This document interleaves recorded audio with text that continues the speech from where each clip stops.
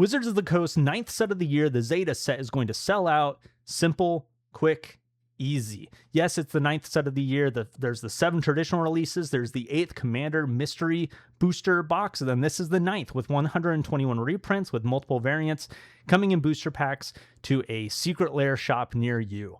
This is going to be a bloodbath. It is going to be a scalper's dream. It is also going to be a collector's dream and a player's dream because these cards are dreamy. They are beautiful. They are interesting. They are likable. But unfortunately, this is going to just be a dream for many collectors and many players because these are going to sell out and they are going to resell for high prices. Hi, my name's Nick. I run this channel where we talk about Magic finance. We do not talk about the way things should be. And I want to make that very clear because, for example, Pleasant Kenobi came out with an excellent video that gave a perfect critique of this Zeta set and how it's not going through distribution. It's not going to game stores. It is not draftable. It's not playable. It represents in many ways what is not great about Magic the Gathering right now. That being said, that's talking about the way things should be. This channel is talking about the way things are. And the reality of the situation is that there is value in these packs. These packs are desirable and sought after, and that the Chaos Vault always sells out, even when the packs or the items or the cards don't have expected value. And even when the cards are not desirable, Chaos Vault items still sell out unless it's mood swings. Mood swings will never sell out. We'll see. So we're going to dive into the details. I hope that it's obvious, but maybe it's not, that my thesis is right. And I guess I could always be wrong. That's the disclaimer. I could always be wrong, but I really do think that these things are going to sell out. And so let's dive into the details here. Because we have, like I mentioned, 121 reprints cards, a lot of Commander staples. We've got Thought Vessel, Soul Ring, Skull Clamp, Reliquary Tower. Some of these are not Commander staples. Some of these are quite odd. But just a number, Baleful Strix, Nature's Claim, just a number of cards in a stunning artwork. And in case I wasn't clear, there's 3 things I'm arguing in this video. 1 is that these cards are desirable. 2 is that these cards in these packs are going to have a high expected value. And the third thing I'm arguing or demonstrating is that the Chaos Vault has always sold out, and these are going to sell in the Chaos Vault, and they are going to sell out. In case you didn't know, Wizards of the Coast is selling through their Secret Lair website through the Chaos Vault. These cards, you can buy a single pack for basically $20, and the pack comes with 7 cards, 1 rare mythic, a few uncommons, few commons, and that's where these cards will exist. It is the first time that through Secret Lair, through Wizards of the Coast direct-to-consumer program, they are selling sealed booster packs, which, like I mentioned or alluded to earlier, is not great for reality. I'm not a fan of this on principle. Am I a fan of this from the value perspective? Absolutely. And so that's what I'm going to talk about, and I recommend, as the title suggests, that you buy this. I recommend you buy as many as you can because these things are either going to be awesome in your collection, awesome to own, or awesome to sell, whatever you prefer. These cards are attractive. These cards are interesting. And I think my key argument for this is that if you go onto Twitter and you look at all the discourse around these cards, there's a lot of people complaining. A lot of negativity around what this set is, what these cards represent. However, none of that negativity is about the actual artwork. People are negative about how the artists aren't given credit. They're negative about how this is direct to consumer and doesn't use distribution or game stores. People are negative about how it's 7-card packs, but they are not negative about the contents of the cards or the actual cards. And that, I believe, is because people like these. People think these cards are cool. They think they're interesting. In case you didn't know, there's these... Oh, that Simian Spirit Guide is sweet.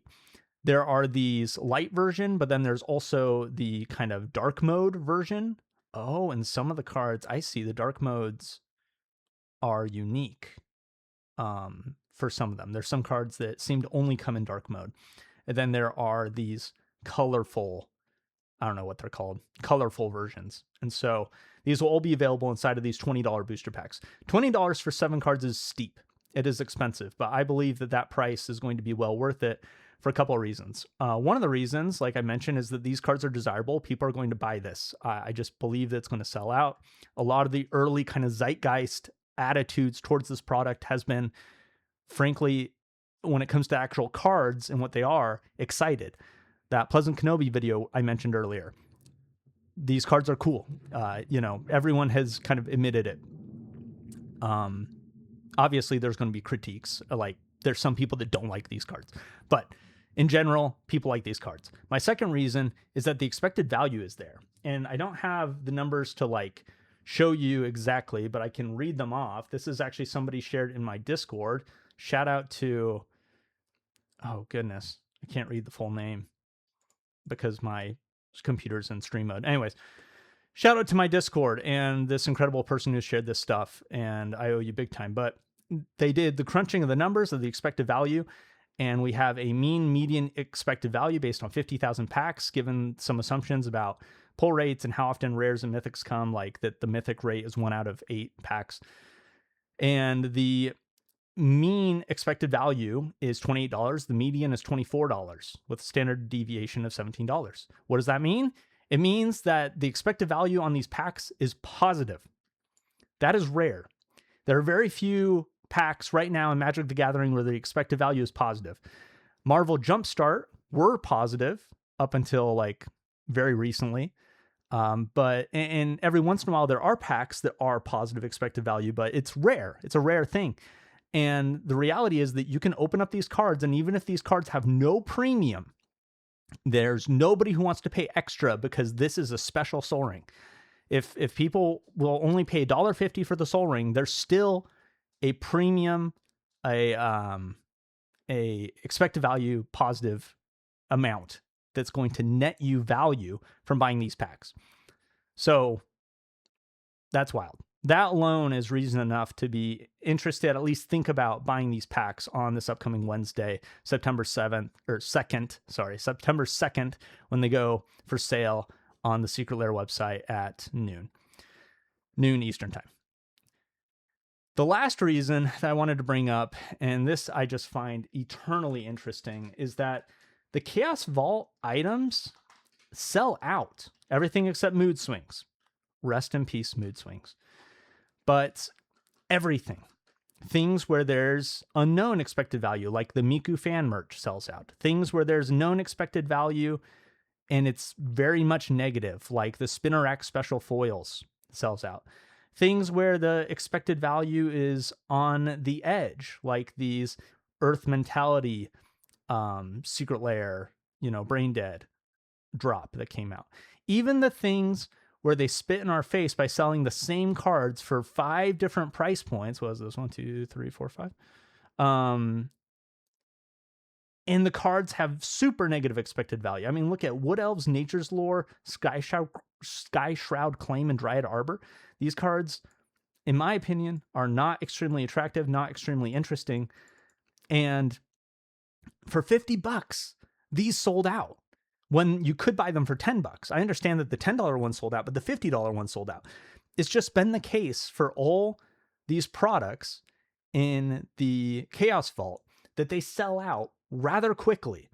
And I don't understand why. I can't actually explain that. And so it's a little bit of a mystery, but they sell out. Now, they're not necessarily all like scalpable. I don't believe that the people who bought these like Marvel Secret Lair cards that all had an expected value of like, $10.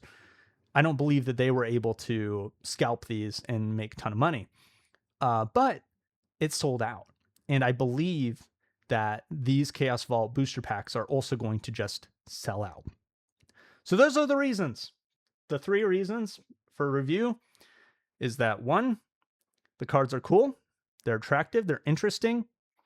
Not attractive in the traditional sense, but they're interesting. People want them. Second reason being that the expected value of the packs is positive. And finally, that it's a Chaos Vault item and Chaos Vaults sell out.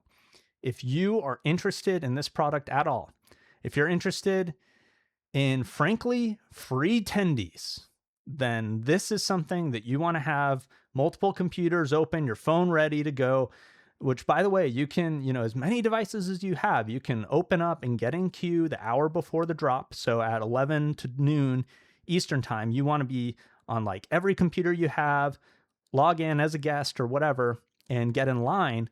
And then, maybe your phone has to wait more than an hour, but your computer, you only have to wait for 15 minutes and you're able to get in, you're able to buy it. That's the secret for how to try to get this product.